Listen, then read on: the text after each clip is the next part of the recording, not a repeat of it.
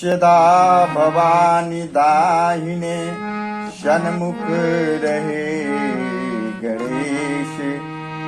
पांच देव मिल रचा करिए ब्रह्मा विष्णु महेश। तो हरे चरनिया के हमहु बिखरिया, तो हरे चरनिया के हमहु बिखरिया। कब फेर बहो भोला हम पे नजरिया, तो हरे चरनिया में बानी सुनाए बोला अवघड़ दानी। तो हरे चरनिया में बानी सुनाए बोला अवघड़ दानी।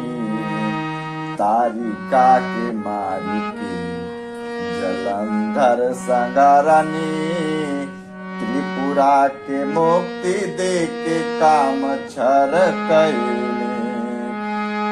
तारिका के मारी के जलंधर संगरनी, त्रिपुरा के मुक्ति दे के काम छर कैले। महिमा पार का बखानी सुनाए भोला अवघड़ दानी। महिमा पार का बखानी सुनाए भोला अवघड़ दानी। चंद्रमा ललाट तिलक गल सर्प माला, कनवा में बिछुअन के कुंडल सुहाला। चंद्रमा ललाट तिलक गल सर्प माला, कनवा में बिछुअन के कुंडल सुहाला। संगही में गिरिजा भवानी सुनाए भोला अवघड़ दानी। संगही में गिरिजा भवानी सुनाए बोला अवघड़ दानी। कर में त्रिपुसूल डमरू नंदी के सवारी, कर में त्रिशूल डमरू नंदी के सवारी। अंग में विभूति तोहरा शोभे त्रिपुरारी, कर में त्रिशूल डमरू नंदी के सवारी। अंग में विभूति तोहरा शोभे त्रिपुरारी। जटवा में गंगा महारानी सुनाए बोला अवघड़ दानी।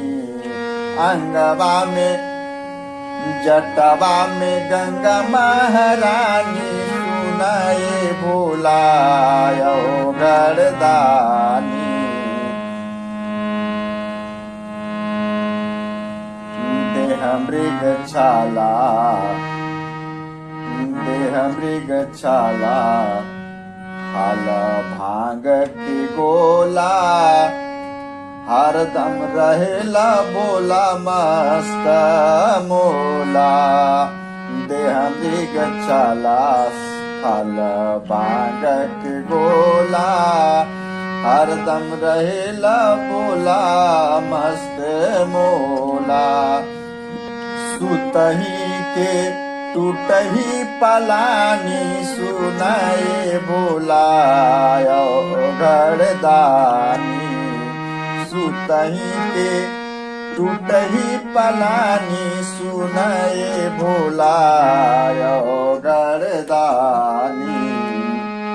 अरे दुआरिया के हम बिकरिया, कब फेर बहो भोला हम पे नजरिया। तोहरे चरनिया में बानी सुनाए भोला अवघड़ दानी।